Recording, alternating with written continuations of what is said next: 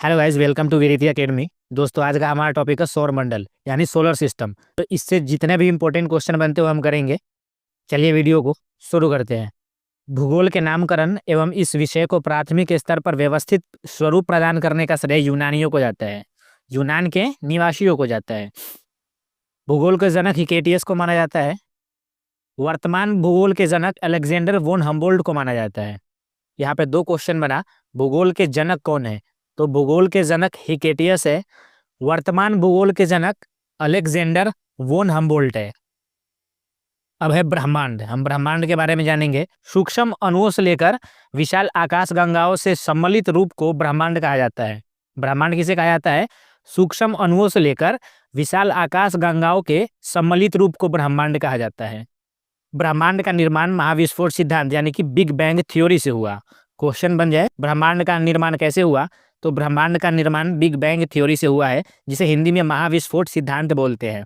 ब्रह्मांड का व्यास 10⁸ प्रकाश वर्ष है। 10⁸ प्रकाश वर्ष का मतलब है एक प्रकाश वर्ष लगभग 6 ट्रिलियन मील के बराबर होता है, यानी कि 9 ट्रिलियन किलोमीटर के बराबर होता है। ब्रह्मांड में लगभग 100 अरब मंदाकिनी है। मंदाकिनी जिसे गैलेक्सी कहा जाता है। तो ब्रह्मांड में 100 अरब गैलेक्सी मौजूद है। ब्रह्मांड के रहस्य को जानने के लिए 30 मार्च 2010 को जिनेवा में पृथ्वी की सतह से 50 से 175 मीटर नीचे लगभग 27.36 किलोमीटर लंबे सुरंग में लार्ज हैड्रन कोलाइजर नामक महाप्रयोग किया गया था। लार्ज हैड्रन कोलाइजर नामक प्रयोग किया गया था जिनेवा में। कब? 30 मार्च 2010 को, जहां पृथ्वी की सतह से 50 से 175 मीटर नीचे यानी कि 27.5 किलोमीटर मान सकते हैं लंबे सुरंग में लार्ज हैड्रन कोलाइजर नामक महाप्रयोग किया गया। नेक्स्ट है गाइस मंदाकिनी यानी कि गैलेक्सी। तारों का ऐसा समूह जो धुंधला सा दिखाई पड़ता है तथा जो तारा निर्माण प्रक्रिया की शुरुआत का गैस पुंज है, वो मंदाकिनी कहते हैं। मंदाकिनी किसे कहते हैं? तारा निर्माण प्रक्रिया की गैस पुंज को। तारा निर्माण प्रक्रिया की शुरुआत में जो गैस पुंज होते हैं ना, उसको मंदाकिनी कहते हैं। हमारी पृथ्वी की मंदाकिनी का नाम दुग्ध मेखला या आकाशगंगा है। ये इंपॉर्टेंट है। हमारी पृथ्वी की जो मंदाकिनी है, मंदाकिनी यानी कि गैलेक्सी, तो हमारी पृथ्वी के गैलेक्सी का नाम दूध मेखला या फिर आकाशगंगा है। इसका 80% भाग सर्पिला यानी कि स्पाइरल है, जिसकी 3 भुजाएं हैं। सूर्य इनमें से दूसरी भुजा पर स्थित है। इस मंदाकिनी को सबसे पहले गैलीलियो ने देखा था। मंदाकिनी यानी कि गैलेक्सी, तो गैलेक्सी को सबसे पहले गैलीलियो ने देखा था। जी फॉर गैलेक्सी और जी फॉर गैलीलियो। आकाशगंगा के सबसे नजदीक मंदाकिनी को देवयानी कहा जाता है। आकाशगंगा के सबसे नजदीक जो मंदाकिनी है, यानी जो आकाशगंगा के सबसे नजदीक गैलेक्सी है, उसे देवयानी कहते हैं। ब्रह्मांड में पाया जाने वाला वामन आकाशगंगा यानी कि ड्वार्फ गैलेक्सी नवीनतम ज्ञात आकाशगंगा है।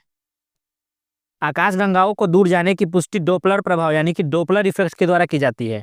आकाशगंगाओं के दूर जाने की पुष्टि डोपलर प्रभाव से होती है। और डोपलर प्रभाव क्या है, ये देखिए पहले। डोपलर प्रभाव वह घटना है जिसमें किसी तरंग के स्रोत और प्रेक्षक के बीच सापेक्ष गति के कारण तरंग की आवृत्ति या तरंग दैर्ध्य में बदलाव आता है। उसे हम डोपलर इफेक्ट कहते हैं। ये पढ़ लीजिएगा, ये है डोपलर इफेक्ट। ओरियन नेबुला हमारी आकाशगंगा का सबसे शीतल और चमकीला तारों का समूह है। हमारी आकाशगंगा, हमारी गैलेक्सी की सबसे शीतल और चमकीला तारों का समूह का नाम क्या है? तो ओरियन नेबुला नाम है। अब आता है सौर मंडल। सूर्य के चारों ओर चक्कर लगाने वाले विभिन्न ग्रहों, क्षुद्र ग्रहों, धूमकेतुओं, उल्काओं तथा अन्य आकाश पिंडों के समूह को सौर मंडल कहते हैं।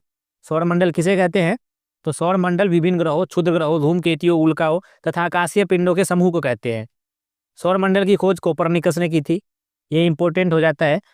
सौर मंडल यानी सोलर सिस्टम की खोज किसने की थी? तो कोपरनिकस ने की थी। तारे उष्ण चमकती हुई गैस के भाग होते हैं जो निहारिकाओं से उत्पन्न होते हैं। ये आकार, द्रव्यमान और तापमान में सूर्य के व्यास से 450 गुना छोटे और 1000 गुना बड़े तक होते हैं। छोटे से बड़े तक होते हैं। 450 गुना, सूर्य से 450 गुना छोटे भी हो सकते हैं और सूर्य से 1000 गुना बड़े भी हो सकते हैं। तारा में पाई जाने वाली गैसों में हाइड्रोजन 71% है, हीलियम 26.5% तथा अन्य तत्वों की संख्या 2.5% होते हैं। तारों में हाइड्रोजन व हीलियम में संलयन की प्रक्रिया पाई जाती है। तारों में जो हाइड्रोजन व हीलियम पाई जाती है उसमें भी संलयन की प्रक्रिया पाई जाती है।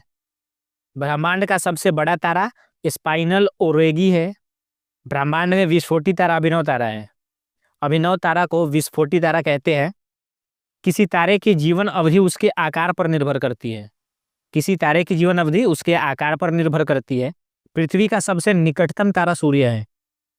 पृथ्वी का सबसे निकटतम तारा सूर्य है। साइरस पृथ्वी से देखा जाने वाला सबसे चमकीला तारा है। क्वेश्चन बन जाए, पृथ्वी से देखा जाने वाला सबसे चमकीला तारा कौन सा है, तो वो है साइरस। साइरस पृथ्वी से देखा जाने वाला सबसे चमकीला तारा है। लाल दानव किसे कहते हैं? ये मृत्योन्मुख तारे होते हैं। जब किसी तारे में हाइड्रोजन घटने लगती है तो उसमें लालिमा दिखने लगती है।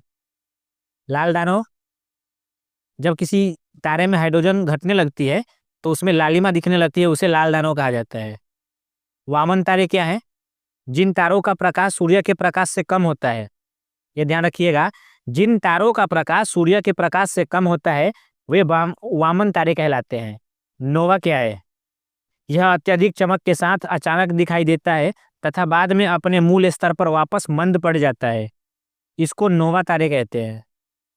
नोवा तारे, यह अत्यधिक चमक के साथ अचानक दिखाई देता है तथा बाद में अपने मूल स्तर पर वापस मंद पड़ जाता है, उसे नोवा तारा कहते हैं।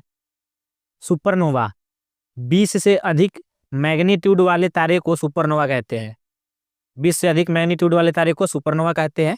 सुपरनोवा एक मृतप्राय तारा है। 2 से अधिक तारों का निकाय बहुल तारा कहलाता है। 2 से अधिक तारों का निकाय बहुल तारा कहलाता है। अब महत्वपूर्ण शब्दावली है वो देखिए। कृष्ण वीवर, जिसे ब्लैक होल कहा जाता है। ब्लैक होल क्या है? जब किसी तारे का अंत होता है तो उसका भार 3 गुना अधिक हो जाता है। जब किसी तारे का अंत होता है तो उसका भार 3 गुना अधिक हो जाता है। प्रकाश भी इसके गुरुत्व से नहीं निकल पाता। यह अंध क्षेत्र में हो जाता है। इसे देखा नहीं जा सकता। इसे कृष्ण वीवर या ब्लैक होल कहते हैं। ब्लैक होल किसे कहा जाता है? जिसका अंत हो जाए, जिस तारे का अंत हो जाए और वो 3 गुना भारी तक हो जाता है और जिसे देख नहीं सकते, उसे कृष्ण वीवर या ब्लैक होल कहते हैं। अमेरिका के जॉन व्हीलर ने 1967 में सर्वप्रथम ब्लैक होल शब्द का प्रयोग किया था।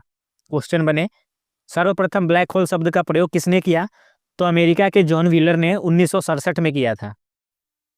पल्सर क्या है? अब पल्सर बाइक मत समझ लेना, ये तारों में ही है। घूमते हुए न्यूट्रॉन तारे को पल्सर कहते हैं। देखिए, घूमते हुए न्यूट्रॉन तारे को पल्सर कहा जाता है, जो विद्युत चुंबकीय तरंगे छोड़ते हैं। अब है सूर्य, सन। सूर्य सौरमंडल का प्रधान है। यह हमारी मंदाकिनी यानी कि दूध मेखला के केंद्र से लगभग 30,000 प्रकाश वर्ष की दूरी पर स्थित है। यह हमारी मंदाकिनी के चारों ओर 250 किलोमीटर की गति से परिक्रमा कर रहा है। सूर्य हमारी मंदाकिनी की चारों ओर कितने किलोमीटर की? तो 250 किलोमीटर की गति से परिक्रमा कर रहा है। सूर्य अपने अक्ष पर पूर्व से पश्चिम की ओर घूमता है। सूर्य का मध्य भाग 25 दिनों में तथा ध्रुवीय भाग 35 दिनों में एक घूर्णन पूरा करता है। ये इंपॉर्टेंट है। जो मध्य का है वो 25 दिनों में और ध्रुव का है वो 35 दिनों में एक चक्कर पूरा करता है। सूर्य एक गैसीय गोला है जिसमें हाइड्रोजन 71%, हीलियम 26.5% व अन्य तत्व 2.5% मौजूद है। अभी हमने पीछे पढ़ा था। सूर्य का केंद्रीय भाग को करोड़ कहा जाता है। सूर्य का जो केंद्र का भाग है उसे करोड़ कहते हैं, जिसका तापमान 1.5 गुना 10 की पावर 7 डिग्री सेल्सियस होता है। कितना? सूर्य का तापमान 1.5 गुना 10 की पावर 7 डिग्री सेल्सियस होता है। सूर्य की बाहरी सतह 6000 डिग्री सेल्सियस का होता है। सूर्य का जो बाहरी सतह है वो 6000 डिग्री सेल्सियस का होता है।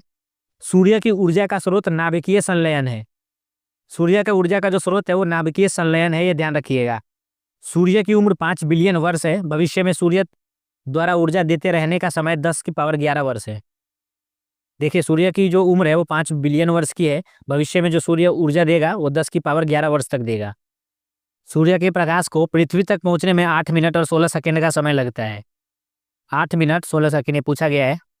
सूर्य का व्यास 13,92,000 किलोमीटर का है, जो पृथ्वी के व्यास का लगभग 110 गुना है।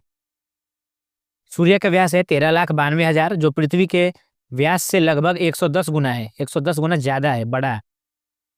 सूर्य हमारी पृथ्वी से 13 लाख गुना ज्यादा बड़ा है। सूर्य हमारी पृथ्वी से 13 लाख गुना ज्यादा बड़ा है। अब है ग्रह। ग्रह वह खगोलीय पिंड है जो निम्न शर्तों को पूरा करते हैं। शर्त है, जो सूर्य के चारों ओर परिक्रमा करते हैं वो ग्रह कहलाते हैं। उसमें पर्याप्त गुरुत्वाकर्षण बल हो जिससे वह गोल स्वरूप ग्रहण कर सके, वो ग्रह है। उसके पास आसपास का क्षेत्र साफ हो, यानी उसके आसपास खगोलीय पिंडों की भीड़ भाड़ ना हो, वह ग्रह कहलाएगा। जिसके आसपास खगोलीय पिंडों की भीड़ भाड़ ना हो, वह ग्रह कहलाएगा। ग्रहों की यह उक्ति या फिर प्रयुक्त परिभाषा 2006 के प्राग सम्मेलन में तय की गई थी। ग्रह की जो ये निम्न शर्तों को देखा गया है, ये 2006 के प्राग सम्मेलन में पूरा किया गया था या फिर तय की गई थी। नेक्स्ट है बुध यानी मरकरी। बुध को इंग्लिश में बोलते हैं मरकरी। यह सूर्य के सबसे नजदीक है। सूर्य के सबसे नजदीक ग्रह बुध है। सूर्य के सबसे नजदीक ग्रह जो है वो बुध है। इसका सबसे विशिष्ट अंग चुंबकीय क्षेत्रों का होना है। इसका सबसे विशिष्ट जो गुण है वो चुंबकीय क्षेत्रों का होना है। यह सबसे छोटा ग्रह है जो सूर्य निकलने के 2 घंटे पहले दिखाई पड़ता है। क्वेश्चन बन जाए सूर्य निकलने के 2 घंटे पहले कौन सा ग्रह दिखाई पड़ता है, तो बुध है, क्योंकि बुध सूर्य के सबसे नजदीक है। यह सूर्य की परिक्रमा सबसे कम समय में पूर्ण करता है। इसका तापांतर सबसे अधिक होता है। अब ये देखिए, दो दो पॉइंट है, इसको देखिए। सूर्य की परिक्रमा सबसे कम समय में पूरा करता है बुध, क्योंकि ये नजदीक है। ये मान लीजिए यहाँ पे दौड़ने के लिए बनाया गया है, तो जो यहाँ पे रहेगा वो सबसे नजदीकी होगा। ये सूर्य मान लीजिए, ये हो गया मरकरी, तो ये जल्दी पूरा कर लेगा। इसको तो इतना टाइम लगेगा ना, इसको भी इतना टाइम लगेगा। तो बुध जो सूर्य के नजदीक है, इसलिए सबसे कम समय में सूर्य की परिक्रमा कर लेते हैं। इसका तापांतर सबसे अधिक है। ये सूर्य हो गया। अब सूर्य के नजदीक क्या है, बुध, तो तापांतर तो इसका सबसे ज्यादा होगा ही ना। ये सबसे ज्यादा तपेगा, यही सबसे ज्यादा गर्म भी बुध ही रहेगा, क्योंकि ये सूर्य के नजदीक है। नेक्स्ट ग्रह है वीनस, जिसे शुक्र कहते हैं हिंदी में, वीनस। यह पृथ्वी का सबसे निकट ग्रह है। पृथ्वी का सबसे निकट ग्रह वीनस हो जाएगा, यानी कि शुक्र। यह सबसे चमकीला ग्रह तथा सबसे गर्म ग्रह भी है। सबसे गर्म ग्रह शुक्र है तथा चमकीला ग्रह भी है। गर्म होने के कारण ये चमकीला हो गया। इसे सांझ का तारा व भोर का तारा कहा जाता है, क्योंकि यह शाम को पश्चिम दिशा में तथा सुबह को पूर्व दिशा में दिखाई पड़ता है। सांझ का और भोर का तारा क्यों कहा जाता है, क्योंकि यह शाम को तो पश्चिम दिशा में दिखाई देता है और सुबह को पूर्व दिशा में दिखाई देता है, इसलिए शुक्र को सांझ का तारा व भोर का तारा कहा जाता है। यह अन्य ग्रहों के विपरीत दक्षिणावर्त चक्कर लगाता है। यह अन्य ग्रहों के विपरीत में चक्कर लगाता है, यानी कि यह दक्षिणावर्त चक्कर लगाता है। इसका नोट है, ध्यान से देखिएगा इसका। बुध तथा शुक्र ऐसे ग्रह है जिनका कोई उपग्रह नहीं है। ऐसे 2 ग्रहों का नाम बताइए जिनका कोई उपग्रह नहीं है, तो वो है बुध और शुक्र। बुध और शुक्र ऐसे ग्रह हैं जिनका कोई उपग्रह नहीं है। नेक्स्ट है बृहस्पति यानी कि जुपिटर। यह सौर मंडल का सबसे बड़ा ग्रह है। तो सौर मंडल का सबसे बड़ा ग्रह जो है वो जुपिटर यानी कि बृहस्पति है। इसे अपनी धुरी पर चक्कर लगाने में सबसे कम समय लगता है, 10 घंटे, यानी कि ये 10 घंटे में अपनी धुरी पर चक्कर लगा लेता है। नेक्स्ट है मंगल यानी कि मार्स। इसे लाल ग्रह कहा जाता है।